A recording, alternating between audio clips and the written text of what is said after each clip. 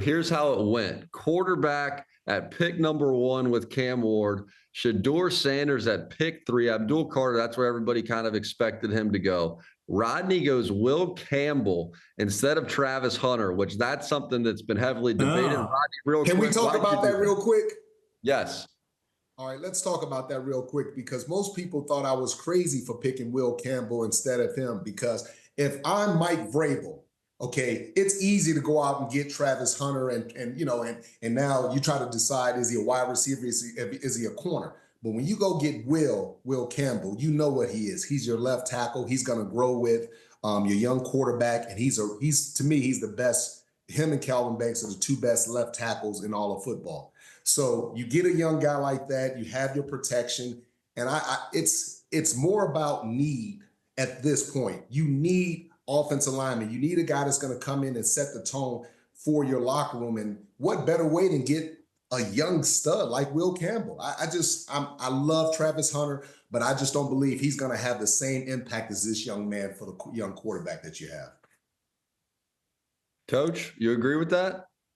I like weapons, okay? And so when you're talking Barry Sanders, Walter Payton, do I pass them up for a great offensive lineman?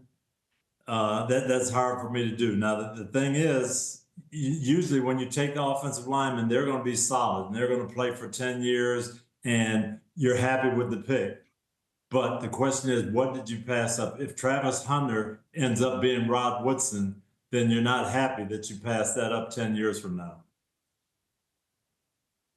Well, I'd say it like this. I can't look at 10 years. If I'm the coach of the Patriots and I know I have the worst offensive line in all of football, I don't give a damn if it was Deion Sanders out there. I got to go with offensive line, because Travis Hunter can't protect Drake May, and then does it become somewhat of a distraction, him wanting to play wide receiver, him wanting to play corner? Does that become a distraction, asking, hey, man, you're not getting any reps on offense? And it just, I don't know, Coach. I like this kid, Will Campbell, and I know Travis Hunter is a phenomenal talent, but it's not what the Patriots need. You just paid Carlton Davis $20 million a year. You have Christian Gonzalez, who's going to make probably $35 million to $40 million a year when he comes up. So I just think you need offensive line. I hear you. Yeah. And you got Diggs. You just paid Diggs to come in and play receiver for you. So you may have somebody that can win on the outside, which they've just lacked the last handful of years. I mean, you guys, just real quick, if you're running the Patriots, is he a receiver or is he a corner? Coach, I'll start with you. I'm putting him at receiver. The way the game is played now, those guys can have such an impact. And I think he can be a special player on either side of the ball, but I'd put him at receiver and let him give me 1,000 yards and 10 touchdowns. Rod? I agree. I put him at wide receiver. And then even if you want to rotate him in on third down to be a potential third corner, you can do that. But I don't think he's going to start both ways. I mean, these guys are too big. They're too physical. And just the pounding of the NFL it's just too difficult to do. God, just think about the meeting Coach. time. If I went to Peyton Manning and said, hey, this guy's going to be a receiver, but he's going to be in the defensive meetings 3/4 of the time, Peyton Manning's going to say, no, he's not going to be a receiver for us. Yeah. I think you got to play him at receiver too. I agree with you guys. They're so desperate at left tackle. I understand completely where Rodney's going. You need Cole Strange to play better at left guard too. But the Bengals went through this with Jamar Chase. Do you take Jamar Chase or do you take Penei Sewell, who was in that draft? And it's going, for 10 years, you're going to be, man, this guy's going to be one of the stars of our football team. And they went with Jamar Chase. And so, like, Rod, when you look at the Bengals in that situation, do you go, they got it right? Or would you have rather had Penei Sewell? You know what I mean? Play a little revisionist history on that. It's a hard decision. Yeah, because you're taking 2 of the best players at their respective positions. So Jamar Chase, he's been phenomenal. I think Jamar is top 2 wide receiver in the league. And I think, I think Sewell's top 2. So I think both parties kind of got it right. For me, I'm always leaning on the offensive line because I know how important it is. And I know the structure and the foundation that they provide for the team. These wide receivers, they're okay, and these skill guys, but when they're not getting their touches, they get attitudes and things like that. That offensive line is solid. Everybody gonna eat. I respect it. I respect it. You know what winning football looks like in New England. You go offensive And line. coach does too. No, but let me ask you Yeah. this question. Let me ask you two guys this question. How many days did we sit there this year and say, how bad is that Kansas City offensive line? They're horrible. They're terrible. They can't protect. They can't do anything. I think they played in the Super Bowl, right? They sure did.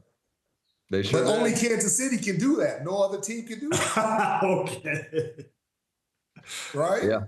Yeah. It's different with Drake May than it is with Patrick Mahomes. And it's always different with Andy Reid. I'll give you that. Yeah. It's always different with Andy Reid, but it's a decision. I like that Vrabel's making the decision. I think Rodney seems to see it through Vrabel's eyes, who he knows well. Does that factor into? I see you nodding your head, like Vrabel making Absolutely, it. because Mike was a linebacker that made a lot of plays for us. And a big reason why, because yes, he was smart, but he also had really good guys in front of him, playing, on defense, playing the line. So yeah, I mean, I'm always going with the offensive line. I know how talented these guys are, but I also know they get attitudes. I also know they get injured. Most of these offensive linemen, if the Chargers go out and if the Patriots go out and get Will Campbell, you know what you're getting. And you're also getting a guy that can slide inside and play guard. He can play tackle. I mean, he can be that guy. And then he's like a big presence in the locker room. So I like the guy. I love Travis Hunter as well. I wish him nothing but the best, but I hope the Patriots don't take him. And it's the mentality of your coach too. Mike Vrabel, we sat there and we knew Harbaugh was going to take Joe off. I mean, that's his mentality. So it has to fit in with your coach too.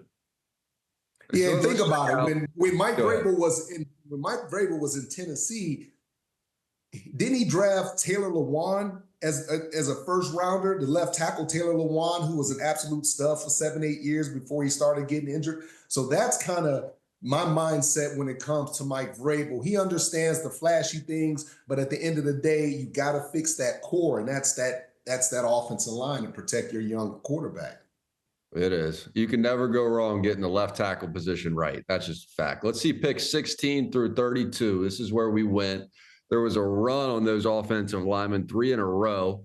Receiver, D-line, the quarterback started to get rolling with Dylan Gabriel. Coach took him to the Pittsburgh Steelers. I see you, Coach. And then Jackson Dart went to L.A. That was at pick number 26. Hi, I'm Mike Tirico, and thanks for watching. Make sure to hit subscribe for the latest news and highlights from NBC Sports.